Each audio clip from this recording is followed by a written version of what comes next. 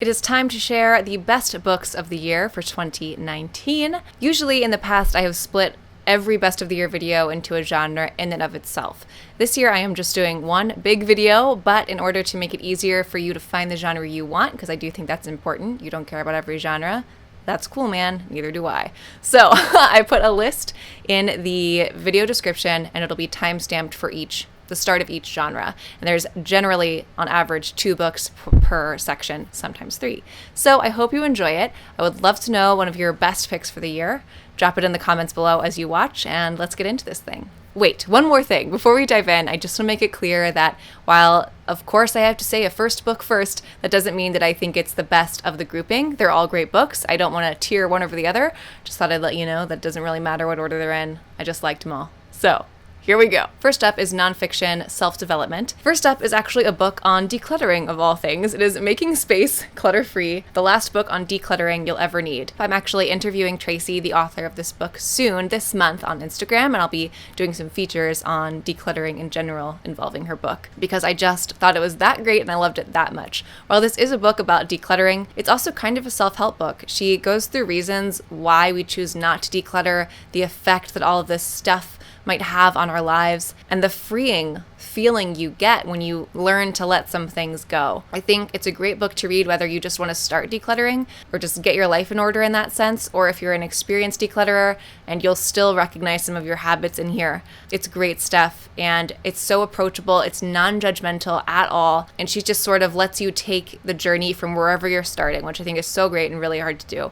Loved this book, I thought it was so great, and it's more than just a book on decluttering. Next in this section is Digital Minimalism. This is a book I am still seeking out a physical copy for because there's so much in it that I want to revisit. This book is exactly like it sounds. It's about digital minimalism. That is, cutting out the so-called clutter that exists in our virtual lives. The author really goes into social media and just internet usage, device usage from a lot of smart angles. He talks about how it has changed from when, the iPod first came out and the first iPhone into what it is today, some of the effects it might be having on us as a society, as an individuals, and delves into what we might be missing or what we might replace these devices with, and how to consider using them in a healthier way. I thought it was a great book. I know it's a topic on a lot of people's minds, and I highly, highly recommend it. Plus, it's just thoroughly well written. I gave it 5 stars, which I almost never do. Last in the nonfiction self-development is The Art of Noticing by Rob Walker. This is just a fantastic book for any creative to have. Lots of creative, sparking books that are meant to inspire you, are kind of filled with exercises or little things to do, and that might work well for some people, but whenever I've been gifted those books, and I have been gifted them quite a bit in the past, it never really seems to do anything. Instead of having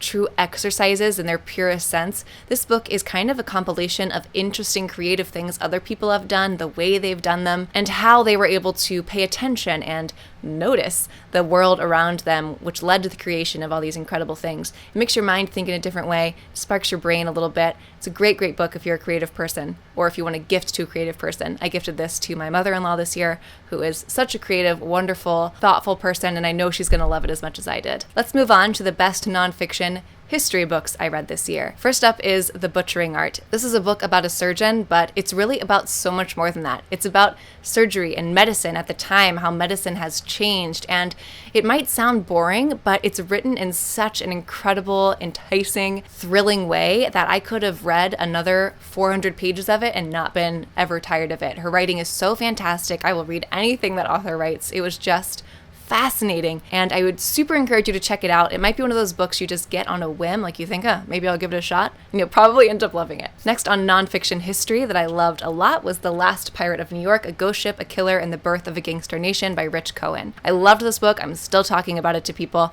and it will be part of a Nonfiction Friday video series that I've just started. You'll get a little more of the story then, but essentially this is a book about a man in New York in the 1860s, how he did not get away with a crime, and how that discovery led to a discovery of a bunch of other crimes he led. And it's just an examination of New York in that period, which is fascinating in and of itself, about criminal history in that time. Great, great book. Really well written. Not too long either, which I appreciate in nonfiction. Let's take a break from the heavy stuff and get into young adult. I split these into 2 categories. We have young adult contemporary and young adult fantasy. So let's do the best of young adult contemporary.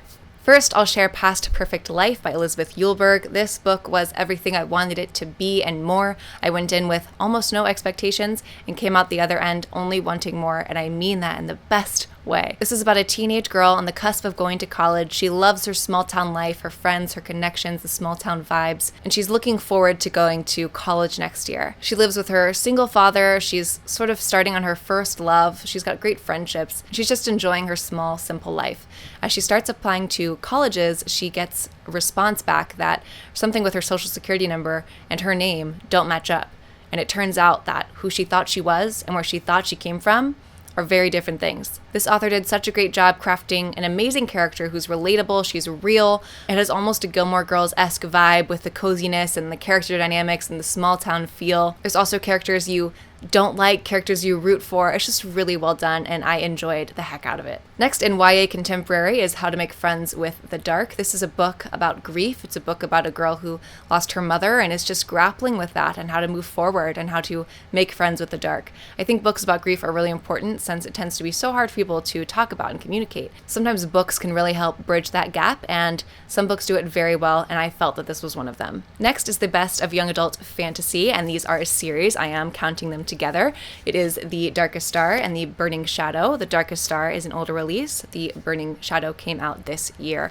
Both of these are by Jennifer Armentrout. She's a fantastic author. These are a spin-off from the Lux series, which has been completed years ago, and now she's branching off with characters from that series, making their own series. That is not something easy to do, but if anyone could do it well, it's Jennifer Armentrout. She nailed it, crushed it. They're just as addictive.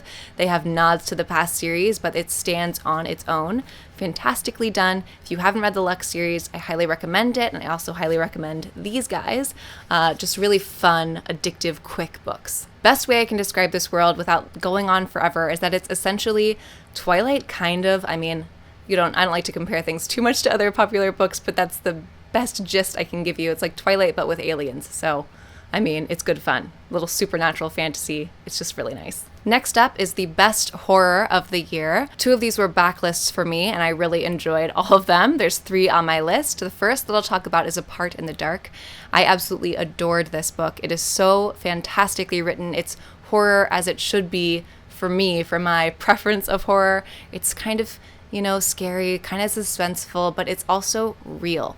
And that is what appeals to me about horror, is not so much the fantasy and the gore, but it's being afraid of real, relatable things. It's talking about scary things that go bump in the night or just ghostly things or what have you, and making them relate to our plane of existence. And that's exactly what she did. It's technically 2 short stories together, or 2 novellas together. They are so good. I did like one more than the other, but that's pretty typical. Both are fantastic.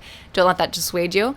I just think one speaks to you more than another, depending on your personality. Great, great book. She's a great horror writer. Totally recommend you check out her books if you haven't already. Another backlist one for me was No Exit by Taylor Adams. This is like a horror thriller, and I had so much fun reading it. I would advise you to just let this book happen and not try to read into it much. Don't read any reviews. Just read it, have fun with it. When you're in the mood for a nice, quick read, this will be a good one for you. Essentially, a girl is trying to get to her ailing mother. Unfortunately, a snowstorm happens and she gets stuck on an exit where there's a little rest stop. She goes inside, there's a few people, and eventually she makes her way back out to her car to grab something, and she sees something in the back of another person's car that she should not have seen. And what goes from there is sort of a heart-racing, run to the end of the book sort of story that is so fun. It's like kind of like classic horror movies in a way. It's just really, really fun. I liked it a lot. Last for horror is Inspection by Josh Malerman. This book has mixed reviews. I appreciated it, however, a great deal for what it did. I thought it was so imaginative and unique, and I loved the flip. It's not really a twist, but it's a flip in perspective, kind of, towards the end. I thought it was beautifully put together, a lot of interesting themes. It's about a group of young students who are part of this school, and the school is all they know. I don't want to say any more than that. I wouldn't even recommend that you read the inside flap. Just read it. It's kind of a slow burn. It's not as fast as Bird Box, but all the setup is really, really great. Next, let's move on to general fiction. My best picks for this, starting with The Dreamers. This is a book that I read at the start of 2019, and it was my first 5-star read of the year. It's almost apocalyptic. It's about a mysterious illness that makes people fall asleep. But it is quite literary. It is not a thriller. It is not even really about the demise of civilization. It is about the characters that it shares, which is varying perspectives, about their journeys, and about some bigger life questions. So if you go in expecting it to be a little more literary, then I think you'll really enjoy it. The writing was beautiful. It's simple, efficient writing, but beautifully done.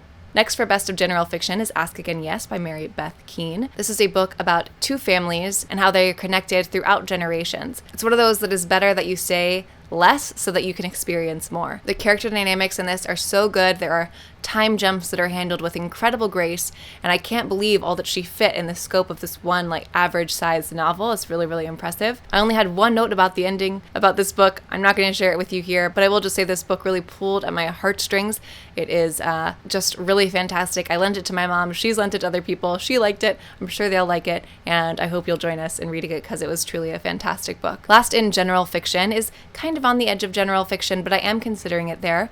It is a rural noir, so it's not really a thriller. It's not really a mystery, but it has elements of those. It also has elements of general fiction. So here it is in this category.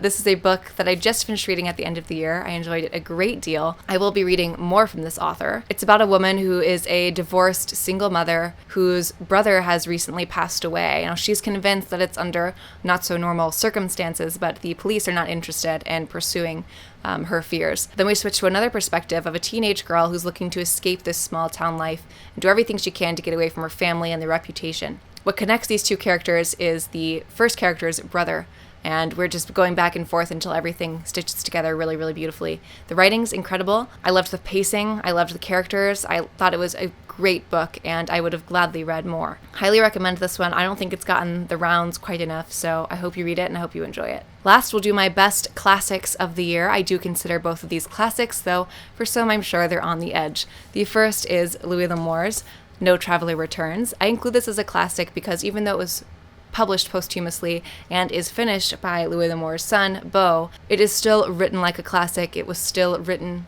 back in the day, or at least most of it was.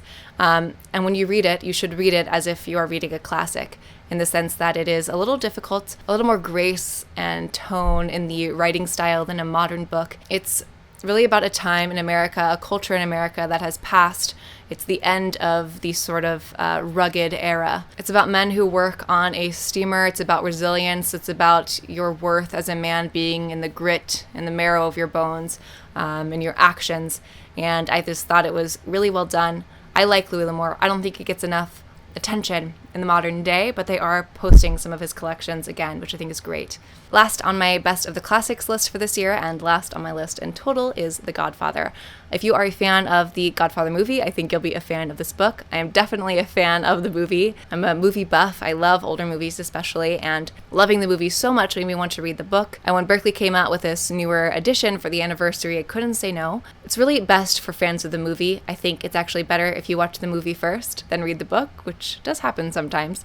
But I think if you are a fan, consider reading the book. I love the story of how this was written. The author actually had written a few books already, but while they did really well with critics, they thought they were incredible books, very well written, he could not sell them. They weren't marketable to the greater public. So he said, screw it, I'm going to write a bestseller. And that's exactly what he did. This book would become an incredibly successful movie franchise that is still referenced constantly today. So if you are a fan, definitely check this out. I enjoyed it. That is it for my best books of the year wrap up. I hope you enjoyed it. I hope you found a book that you want to read. I enjoyed all of these so much, and I'm so happy to share them with you. If you liked this video, give it a quick thumbs up before you go. Drop a comment down below. And if you're new here and you haven't subscribed, hit that subscribe button, and I will see you on the next one. Thanks for watching. Bye, guys.